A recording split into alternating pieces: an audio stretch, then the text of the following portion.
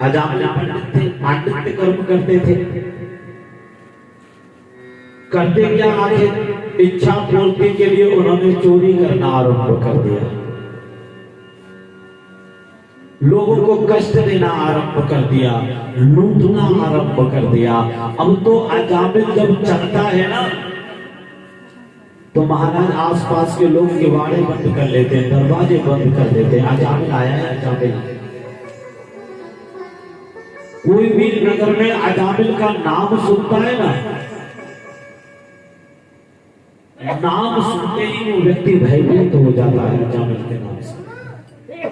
कौन आया है? अजामिल आया है। लेकिन एक दिन क्या हुआ, उसी कांडकुब्ज नगर से, अर्थात जिसे आज के समय पे कन्नौज बोला जाता है, कन्नौज कहते हैं ना, कन्नौज, वो कांडकुब्ज नगर के नाम से भागवत में आया है। कांडकुब्ज नगर, और उस कांडकुब्ज नगर से होती हुई वृंदावन के लिए एक संतों की टोली आ रही थी। रात्रि हो गई, ऋषियों के जो गुरु थे उन गुरुओं ने कहा, सुनिए रात्रि हो गई है, आज रात्रि को इसी कांडकुब्ज नगर में ही विश्राम कर लेते हैं, आज यही विश्राम कर लेते हैं। जाओ शिष्यों और भिक्षा मांग कर लेकर आओ, जो भी मिलेगा भरण पोषण करेंगे। अब पेट तो भरना ही है। शिष्य निकल गए मांगने के लिए, लेकिन जहां भी जाते मना कर देते लोग, और बाद में कह देते अजामिल के घर जाओ, क्योंकि मालूम था ये थोड़ी देर बाद लूटने लायक भी नहीं, मांगने लायक भी नहीं बचेंगे, क्योंकि वो लूट लेगा इनके पास जो कुछ भी होगा। लेकिन जिसके भी घर जाते हैं वो कहता अजामिल के घर जाओ, तो सभी शिष्य लौटकर गुरुजी के पास पहुंच गए। गुरुजी, लगता है यहाँ का कोई बहुत बड़ा दानी है अजामिल। अजामिल जिसके भी यहाँ जाओ वो कहता है अजामिल के घर जाओ। तो गुरुजी ने कहा, एक काम करो, सभी जो शिष्य हैं उन्हें एकत्रित करो, ऋषियों को एकत्रित करो और अजामिल के घर चलते हैं। अजामिल के घर के बाहर पहुंच गए।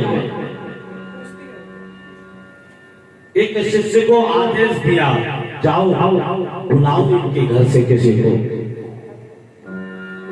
अजामिल के घर पहुंचकर एक शिष्य ने जाकर दरवाजा बजाया, अंदर से वैश्या निकल कर आई और वैश्या देखकर चकित रह गई।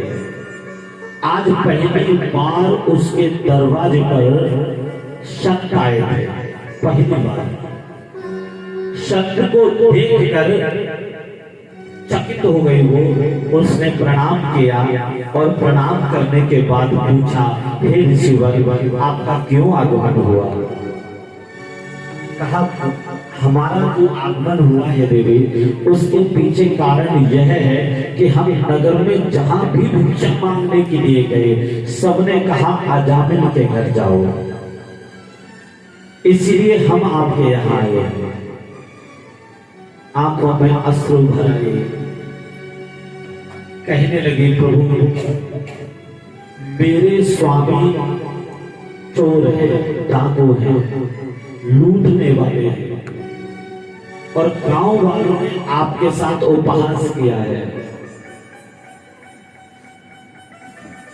मैं वैश्या हूं, मैं आपको भोजन नहीं करा सकते।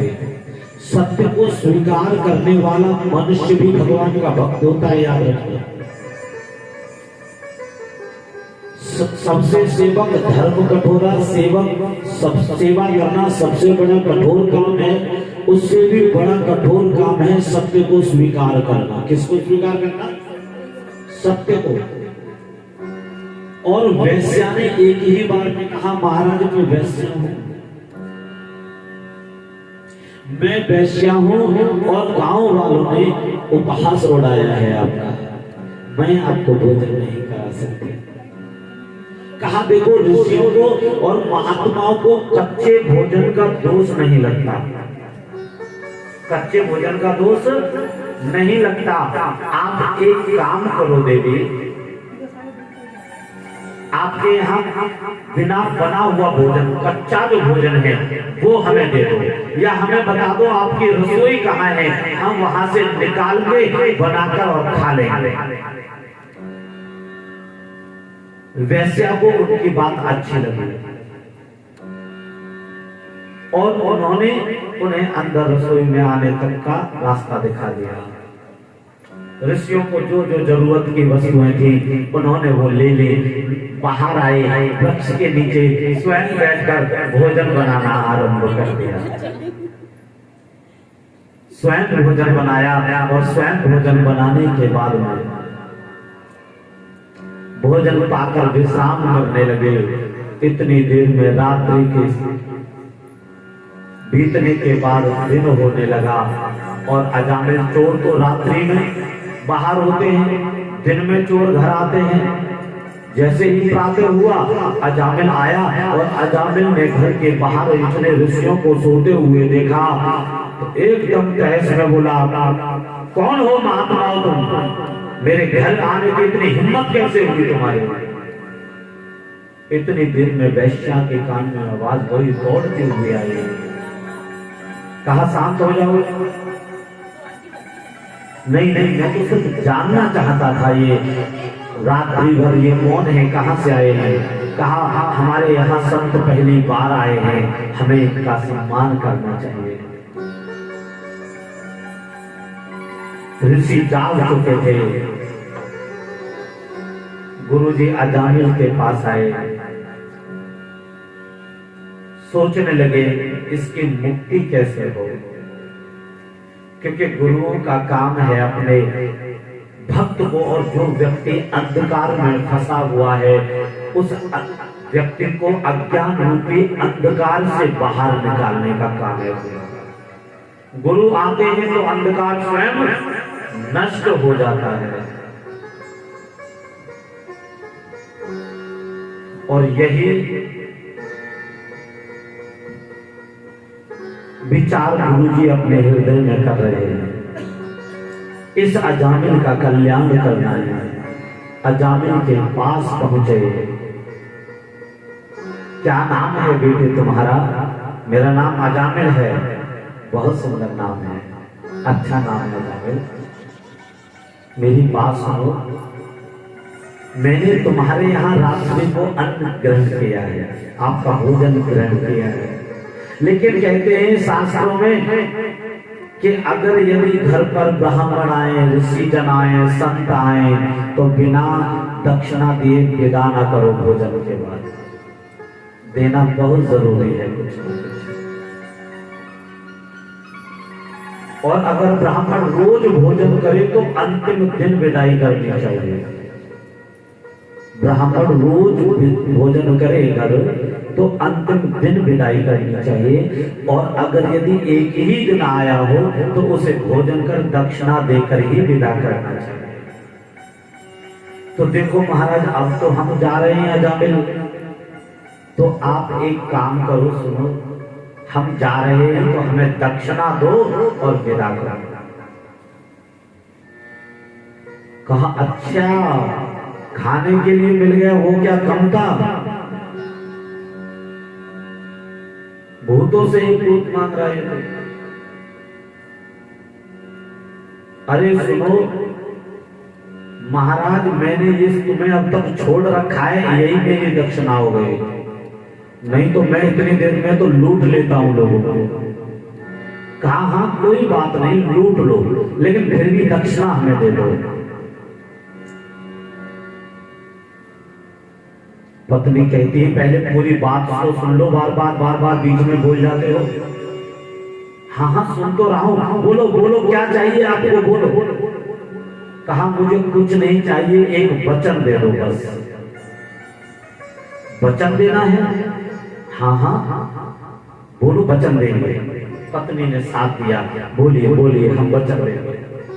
कुछ नहीं करना है, आगे होने वाले संतान का नाम नारायण रखना है। क्या नाम रखना है? नारायण नाम रखना है।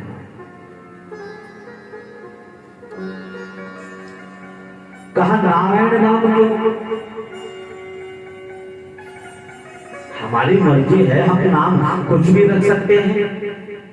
आपने देखा होगा हमारे यहाँ नाम कितने विचित्र मिलते हैं। बहुत ज्यादा काले आदमी का नाम भूरा होता है हमारे यहाँ।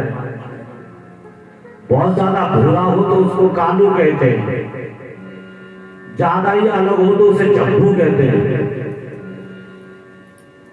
हाँ, नाम भी बड़े विचित्र हैं।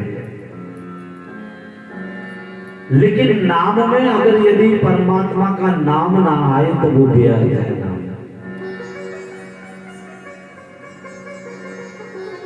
नाम कुछ इस तरीके से होना चाहिए जिसमें भगवान का नाम आ जाए। वही कहने का तात्पर्य है। ये प्रसंग ही इसी श्लोक पर चल रहा है कि सांकेतिकं पारिहासं संकेत के नाम लेने पर भी वैकुंठा नाम ग्रहणा मसे सा गहरम विदो। जो संकेत में भी नाम लेता है ना, उसे मुक्ति मिलती है। इसीलिए ऋषि जानते हैं, उन्होंने वचन ले लिया, अजामिल बोलो अपने पुत्र का नाम नारायण रखोगे या नहीं? पत्नी ने कहा महाराज वचन देते हैं। अजामिल की बुद्धि पर पाप सवार है। कौन है? जिसकी बुद्धि पर पाप आ जाता है ना, वो तुरंत अच्छे निर्णय नहीं ले पाता। याद रखना, एक व्यक्ति मुझे 3 बार भागवत का नारियल दे चुका है, आज तक भागवत नहीं करा पाया। 3 बार। वो हर बार नारियल लेकर आता है, बोले महाराज मैं 2 नारियल लाया हूँ, भागवत कराने हैं। कहा बहुत अच्छी बात है भैया। वो व्यक्ति 3 बार मेरे पास आया, नाम नहीं लूंगा, हालांकि वो है तो बहुत दूर, लेकिन रिकॉर्डिंग पड़ेगी ना चैनल पे, बेचारा वो सुन के तो समझ ही जाएगा कि मैं ही हूँ। नाम लेना भी ठीक नहीं। लेकिन वो 3 बार आया और तीनों बार वो अपने संकल्प से विमुख हो जाता है। और इसका मालूम है कारण क्या है? जिस मनुष्य के मस्तिष्क पर पाप सवार होता है, वो बार बार सत्संग का निर्णय बदलता रहता है। वो बार बार भगवान से विमुख होता है, वो बार बार भगवान से दूर रहता है। वो जितना करीब भगवान की ओर जाएगा, भगवान उससे उतना और दूर चला जाएगा।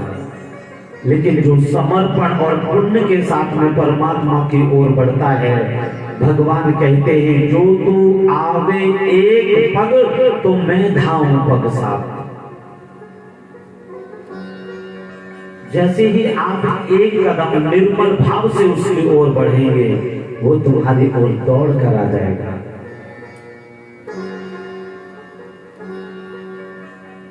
संकल्प उन्होंने सिर्फ वचन लिया, हाँ हम अवश्य अपने 9वें पुत्र का नाम, जो पुत्र होने वाला था ना, ये 9वां पुत्र था वैश्या के द्वारा।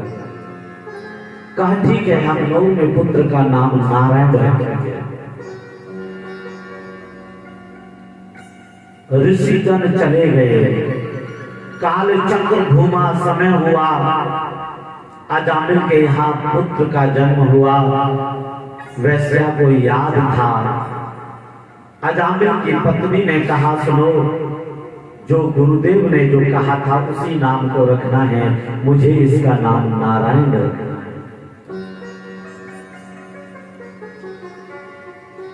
नारायण नाम रख दिया गया। अब तो खेलता है तो सब नारायण कहते हैं। अरे नारायण उदम ना करो, नारायण भोजन कर लो, नारायण ये कर लो, नारायण वो कर लो। नारायण नारायण का हजारों बार दिन में जाप होता है।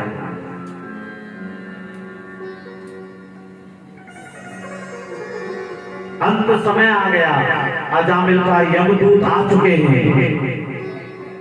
यमदूत आ चुके हैं। रोग से पीड़ा में ग्रसित अजामिल चारपाही पर पड़ा हुआ है, बिलख रहा है। और उसी समय पर उसे 2 दिव्य पुरुष दिखाई दिए, जो काल पास हाथ में लिए हुए थे।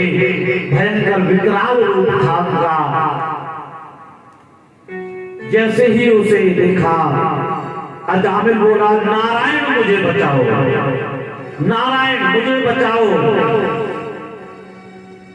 वो बच्चा वही था, खेल रहा था, नारायण मुझे बचाओ। उसी समय पर भगवान के पार्षद भी प्रकट हो गए वहां। और जैसे ही भगवान के पार्षद प्रकट हुए कि यमदूत हाथ लगाने वाले ही थे कि पार्षदों ने युद्ध आरंभ कर दिया उनके साथ। कहा मूर्खों देख नहीं रहे हो, वो नाम चिल्ला रहा है नारायण का। बोले नहीं नहीं, इसके पुत्र का नाम है नारायण। बोले नहीं, सांकेत्य पारिहासंबा स्तोभम हेल नामय बाबा वैकुंठा नामक ग्रहणा मसेशम ग्रहणा। जो व्यक्ति संकेत में भी नाम लेता है वह वैकुंठ का वासी होता है। चाहे इसके पुत्र का नाम ही क्यों ना हो, लेकिन नाम तो मेरे गोविंद का है, मेरे प्रभु का है। नाम तो उसी का है और नाम तो उसी का ले रहा है। तुम जानते नहीं, वेद प्रणहितो धर्मः, वेदों में क्या कहा गया है? जो स्वीकार कर ले वो भगवान है, वही मोक्ष है। इसने नारायण को स्वीकार कर लिया है और नारायण ने इसे स्वीकार कर लिया है। इसी क्षण इनको छोड़कर चले जाओ। यमदूत उसी समय उसे छोड़कर चले गए और भगवान के दूत भी उसे छोड़कर चले गए। अजामिल ने अपनी आंखों से ये सब देखा, बोध हो गया उसको। पार्षदों के दर्शन कर लिए ना, इसीलिए पाप भी मुक्त हो गया, निरोगी हो गया साहब। रोगी होने का मतलब पाप है। अगर यदि रोग से ग्रसित हैं आप तो मान लीजिए ये पाप है। मुझे जब भी कष्ट होता है तो मैं भगवान का भजन शुरू दोगुना कर देता हूँ। मैं जान जाता हूँ ये मेरा पाप है और मेरे आगे आड़े आ रहा है ये मेरे। क्योंकि पुण्य कभी भी आपको दुख नहीं दे सकता, पुण्य आपको कभी भी दुख नहीं दे सकता और पाप आपको कभी भी सुख नहीं दे सकता। इसलिए जीवन में याद रखना, अगर यदि सुखी रहना चाहते हो, प्रसन्न रहना चाहते हो तो जितना हो सके पुण्य अर्जित करो। अब पुण्य अर्जित कैसे होंगे? पुण्य अर्जित करो, चींटियां चुमाओ, कम बोलो और जितना बोलो सत्य बोलो। सत्य से पुण्य की वृद्धि होती है। किसकी होती है? सत्य बोलने से पुण्य की वृद्धि होती है और असत्य बोलते ही तुम्हारा पुण्य नष्ट हो जाता है। इसीलिए आपको कम बोलना है परंतु सत्य बोलना है। कम बोलना है, सत्य बोलना है। जितना बोलो सत्य बोलोगे तो पुण्य की वृद्धि होगी। चींटी चुमाओ, पुण्य की वृद्धि होगी। ज्यादा समय नहीं मिलता तो छोटे छोटे भोजन के पैकेट बनाओ और पैकेट ले जाकर गरीबों में वो बांट दो। आप बना दो और परिवार के जन, भाई बंधु, पति किसी को भी दे दो, जाओ गरीबों में बांट दो। ज्यादा समय भंडारा करने का नहीं है तो चींटियां चुमाते रहो, ये बहुत बड़ा भंडारा है। आप एक मुट्ठी चीनी डालकर आओगे और 1000 चींटियां उसको खाएंगे, भंडारा हो गया तुम्हारा। इससे बड़ा और क्या भंडारा चाहिए? ये सबसे बड़ा भंडारा है तुम्हारा, याद रखना। इसीलिए मेरे कहने का तात्पर्य है, भगवान का नाम किसी भी माध्यम से लो। सांकेत्यम पारिहासं वा स्तोभम हेलनमेव वा। हेलनमेव वा का मतलब है अवहेलना में। अवहेलना करते ना, अवहेलना में भी नाम लो तो भी, किसी को गाली दो, पारिहासं वा, हंसी मजाक में भी अगर भगवान का नाम लेते हो ना तब भी तुम्हें वैकुंठ की प्राप्ति होगी। भगवान ने देखो कितने अवसर दिए हैं, पर मनुष्य के भगवान का नाम ही लेना नहीं चाहता। चाहे संकेत में ले लो, चाहे हंस के ले लो, चाहे गाली देते में ले लो, चाहे अवहेलना करते में ले लो, पर लो तो सही भगवान का नाम।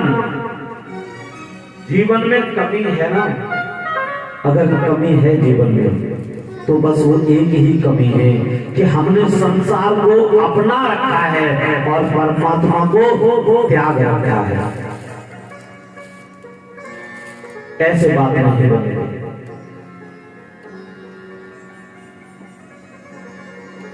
सुखदेव जी महाराज राजा परीक्षित से कहते हैं, सुनो, अजामिल नरक में नहीं गया, वो वन के लिए गया निरोगी होकर, और वन में गया उसने नारायण नाम की उपासना आरंभ कर दी और वो सीधे भगवान के धाम को गया। इसीलिए ज्यादातर प्रमाण जब दिया जाता है तो अजामिल का नाम जरूर लिया जाता है। तो अजामिल भक्त तो था ही, लेकिन वो भक्त तब बना जब उसने यमदूत देख लिए, जब उसने भगवान के पार्षद देख लिए। ऐसा भी हो कि ये दोनों ही लोग आकर और छोड़कर चले जाए, ऐसा नहीं है। तो महाराज जब मृत्यु आती है तो लेकर ही जाते हैं। ये तो किसी किसी भाग्यशाली व्यक्ति के कर्म होते हैं, क्योंकि अजामिल नारायण नाम से मुक्त हो गया, पाप कम हो गए और अजामिल भक्त प्रथम श्रेणी में आ गया। जीवन में भक्ति ही है जो तुम्हें सर्वश्रेष्ठ बना सकते हैं।